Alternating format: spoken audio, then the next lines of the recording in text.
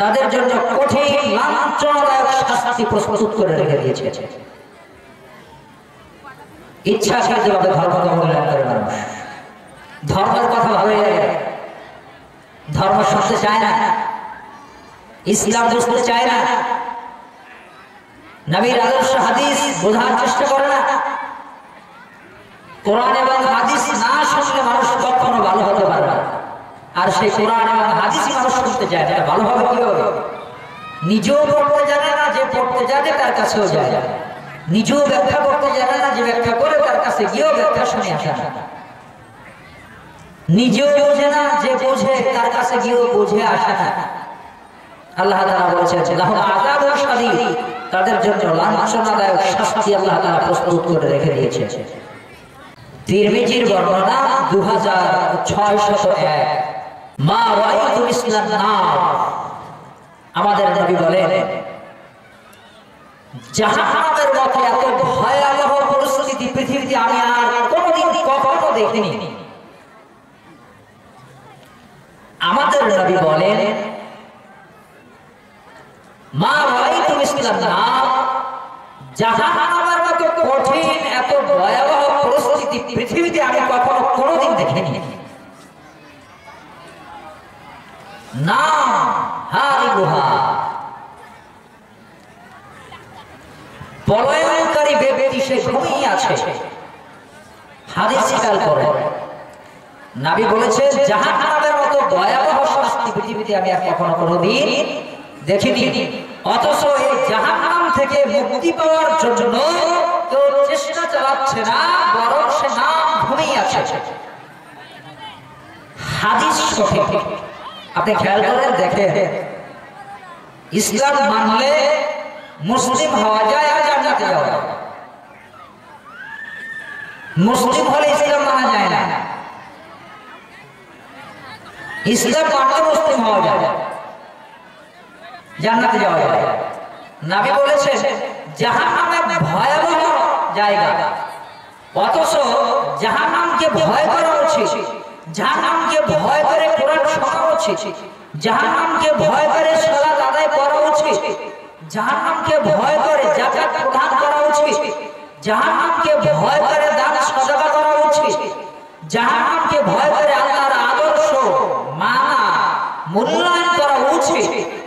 অথচ জাহান্নামকে ভয় করে সে এগুলো করছে না, সে ঘুমিয়ে আছে।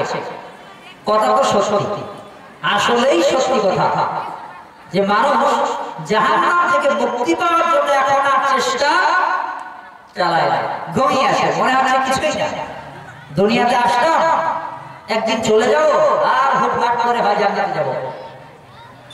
কথা ঠিক আছে না?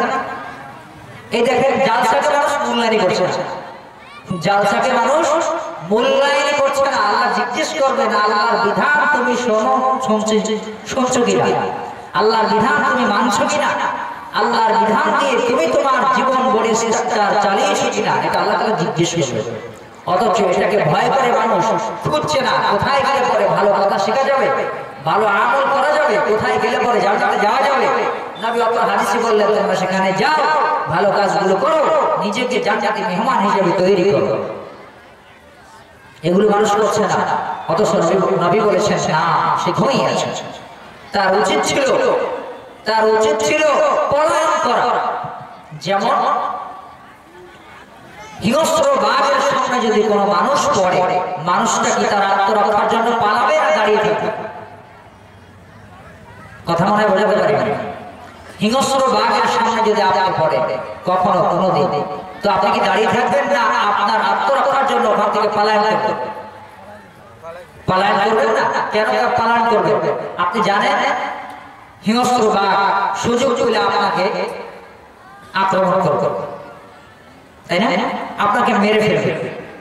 তো ঠিক একই সিস্টেমে আল্লাহ বলছেন জাহান্নামকে মানুষ ভয় করে না, ঘুমিয়ে আছে। যেমন হিংস্র বাঘের সামনে আপনি পড়লে না দাঁড়িয়ে আপনি না তিনি ঘুমাচ্ছেন একেবারে, মনে হয় হিংস্র বাঘ আপনাকে আক্রমণ করবে না। কথা কি বুঝতে পারলেন? হাদিস বুঝতে পারলেন কি আপনারা? যে হিংস্র বাঘ আপনার সামনে দাঁড়িয়ে আছে আর আপনি সেখানে নাক টানে ঘুমিয়ে আছেন। কি আপনার মনে হচ্ছে না যে হিংস্র বাঘ আপনাকে আক্রমণ করবে? আপনার প্রাণনাশ হবে, আপনি বুঝতেছেন না? তো আপনি যদি বুঝতেন তাহলে কি করতেন? সেখান থেকে দৌড় দিতেন, আত্মরক্ষার জন্য আপনি পলায়ন করতেন। আল্লাহ নবী সেই কথাই বলছেন, জাহান্নাম থেকে মানুষ রক্ষা করার জন্য চেষ্টা করে। মানুষ এখন ঘুমিয়ে আছে, অথচ আল্লাহ নবী বলছেন হারি গুহা জাহান্নামের মতো ভয়াবহ শাস্তি আমি মুহাম্মদ সাল্লাল্লাহু আলাইহি ওয়াসাল্লাম কখনো কোনোদিন দেখিনি। মানুষ জাহান্নামকে ভয় করছে। কোনো কথা যেন ছড়ে না যায়।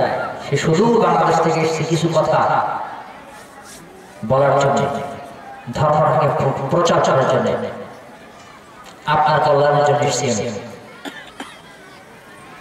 আমি আপনার কল্যাণের জন্য এসেছি। আমি চেহারা দেখাতে আসিনি। আমি ধর্ম প্রচার করে আপনার ভুলটাকে সংশোধন করার জন্য এসেছি ইনশাআল্লাহ। দুই বলে নবী বলেছেন আমি মুহাম্মদ সাল্লাল্লাহু আলাইহি ওয়াসাল্লাম জান্নাতের মতো এত শান্তিময় জিনিস কখনো কোনোদিন দেখিনি। মাত্র হাদিসের শেষ বাক্যে আল্লাহ বলছেন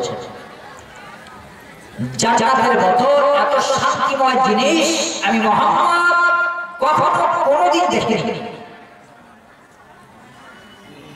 না তরিকুহা, অন্বেষণকারীরা অন্বেষণ করছে না, ঘুমিয়ে আছে।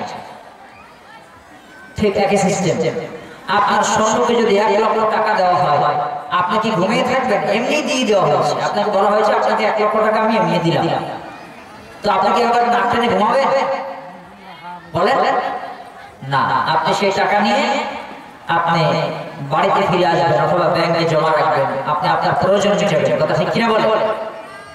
তো জান্নাতের মধ্যে এত বড় একটি দামি জায়গা, সেই দামি জান্নাত পাওয়ার জন্য মানুষ অন্বেষণ করছে না, খুঁজছে না। কোথায় গেলে জান্নাত? কোথায় গেলে মানে যার সাথে বসলে কোরআন শুনলে পরে জান্নাতে যাওয়ার যাবে আশা করা যায় ইনশাআল্লাহ। সালাত আদায় করলে জান্নাতে যাওয়া যাবে ইনশাআল্লাহ, আল্লাহ চাইলে পারে। দান সাদাকা করলে জান্নাতে যাওয়া যাবে ইনশাআল্লাহ, আল্লাহ চাইলে পারে, সম্ভব। সালাত আদায় করবে না, যাকাত প্রদান করবে না, হজ করবে না, দান সাদাকাও করবে না, ইসলামিক কোন সেমিনার জালসাতেও আসবে না, নিজেও করবে না, অন্যকেও করতে দেবে না। এটা হলো হাদিসের ব্যাখ্যা। যে ভালো কাজ করলে জান্নাতে যাওয়া যাবে, অথচ নবী বলেছেন সে খুঁজে না ভালো কাজটা কি, কি কাজ করলে পরে আমি জান্নাতে যাব, কি কাজ করলে পরে আমি জাহান্নাম থেকে মুক্তি পাবো, কি কাজ করলে পরে আমার বডি স্ট্রাকচারটাকে পরিপাটি করতে পারবো। এটা নিয়ে মানুষ খোঁজাখুঁজি করছে না, অথচ সে ঘুমিয়ে আছে। অথচ আল্লাহ বলছেন জান্নাত এত দামি জিনিস আমি আর কখনো কোনোদিন দেখিনি। আসলেও তো তাই, মানুষ জাহান্নাম থেকে রক্ষা পাওয়ার জন্য চেষ্টা চালায় না, আর জান্নাত পাওয়ার জন্য খুঁজে না। সম্মানিত উপস্থিতি, জাহান্নাম থেকে মুক্তি পাওয়ার জন্য প্রাণান্ত প্রচেষ্টা চালাতে হবে, আর জান্নাতে যেতে হলে আমাদেরকে সৎ আমল করতে হবে। আল্লাহ রাব্বুল আলামিন সূরা আলে ইমরান 4 নম্বর আয়াতে তিনি বলেন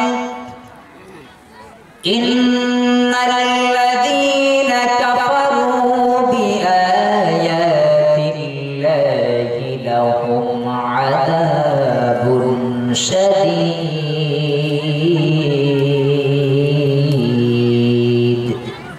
ওয়াল্লাহু আজিজুন যুনতিকাম।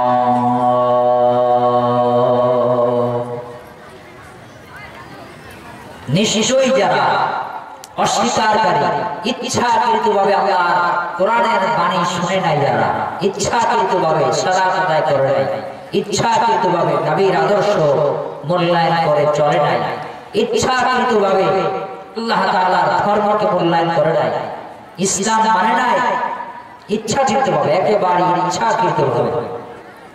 নিশ্চয়ই যারা অস্বীকারী, অমূল্যায়নকারী, আল্লাহ তাআলার বিধানকে অমূল্যায়নকারী, ইচ্ছা করে তারা অমূল্যায়ন করেছিল। কোরআন শুনতে ভালো লাগে নাই, নবীর আদর্শ শুনতে ভালো লাগে নাই, এই সমস্ত অপরাধীদেরকে আল্লাহ তাআলা তিনি বলেছেন লাহুম আযাবুন শাদীদ, এদের জন্য আল্লাহ তাআলা শাস্তি প্রস্তুত করে রেখে দিয়েছেন। দুনিয়াতে আপনি পার পেলেও আশা করা যায় কিয়ামতের দিন আল্লাহ আপনাকে আটকে দেবেন ইনশাআল্লাহ। আল্লাহ তাআলা বলেছেন বিচার ফায়সালার দিন লাহু আযাবুন শাদীদ, যারা ধর্মকে উপেক্ষা করে আল্লাহর জমিনে চলেছে তাদেরকে আল্লাহ তাআলা পাকড়াও করবেন। লাহু আযাবুন শাদীদ, তাদের জন্য কঠিন লাঞ্ছনাদায়ক শাস্তি প্রস্তুত করে রেখে দিয়েছে। ইচ্ছাকৃতভাবে ধর্মকে মূল্যায়ন করে মানুষ, ধর্মের কথা ভাবে ধর্ম শুনতে চায় না, ইসলাম বুঝতে চায় না, নবীর আদর্শ হাদিস বোঝার চেষ্টা করে না। কোরআন এবং হাদিস না শুনলে মানুষ কখনো ভালো হতে পারে না। আর সেই কোরআন এবং হাদিস মানুষ শুনতে চায় না, ভালো হবে কি হবে? নিজেও পড়তে জানে না, যে পড়তে জানে তার কাছেও যায় না। নিজেও ব্যাখ্যা করতে জানে না, যে ব্যাখ্যা করে তার কাছে গিয়েও ব্যাখ্যা শুনে আসে না। নিজেও বোঝে না, যে বোঝে তার কাছে গিয়েও বুঝে আসে না। আল্লাহ তাআলা বলেছেন লাহু আযাবুন শাদীদ, তাদের জন্য লাঞ্ছনাদায়ক শাস্তি আল্লাহ তাআলা প্রস্তুত করে রেখে দিয়েছে।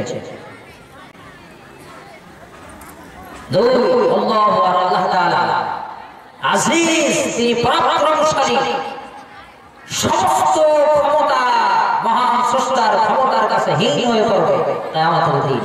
এখন আপনার ক্ষমতা আছে, গায়ে শক্তি আছে, আপনি দাম্ভিকতার সাথে আপনি চলে যেতে পারবেন, সম্ভব। আপনার ক্ষমতা আছে এখন চলার, আপনার ক্ষমতা আছে এখন বলার, আপনার ক্ষমতা আছে ধর্ম মূল্যায়ন করা। ইসলাম মুসলিম ধ্বংসের কারণ হলো মুসলিমরা এখন আর ইসলাম বুঝে না, এখন শুধু নামে মুসলমান।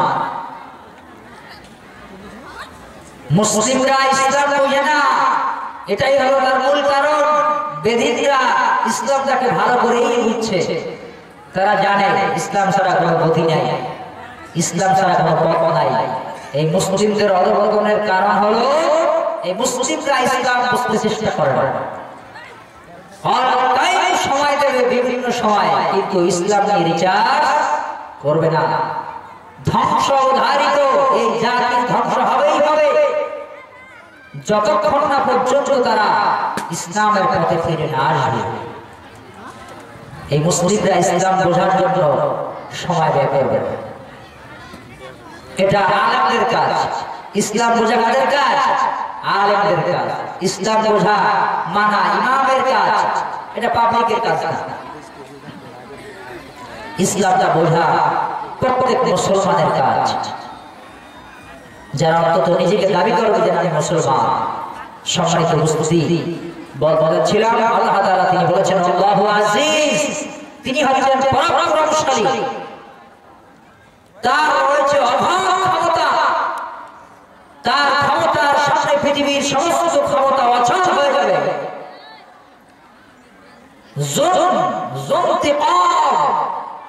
তিনি কূট কৌশল অবলম্বনকারী। আপনারা কি কূট কৌশল আছে? আপনার থেকে অধিক বেশি কূট কৌশল কার আছে? মহান স্রষ্টার আছে। আপনি বলছেন আমার সময় নেই, আল্লাহ কিন্তু জানে আপনার সময় আছে না নাই।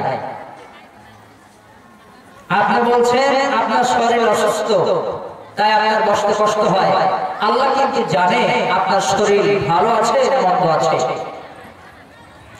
আপনি বলছেন আমি পারি না, আল্লাহ জানে আপনি পারেন কি পারেন না। কথা কি বুঝতে পারলেন? আল্লাহ তাআলা এই আয়াতে বলছেন যুলতিমা, আল্লাহ তাআলা কূট কৌশল অবলম্বনকারীতে এক নম্বর। আল্লাহ তাআলার চালাকির সাথে পৃথিবীর কোনো চালাকি টিকবে না। আল্লাহ তাআলার ক্ষমতার সাথে পৃথিবীর কোনো ক্ষমতা টিকবে না। মহান স্রষ্টার আয়াতের কাছে পৃথিবীর কোন আয়াত টিকে থাকতে পারবে না। এজন্য আমরা আল্লাহ তাআলাকে ধোঁকা না দেই, নবীকে ধোঁকা না দেই, ধর্মকে বোঝার চেষ্টা করেন, ধর্মকে মূল্যায়ন করার চেষ্টা করেন। আশা করা যায় জান্নাতে যাবেন ইনশাআল্লাহ।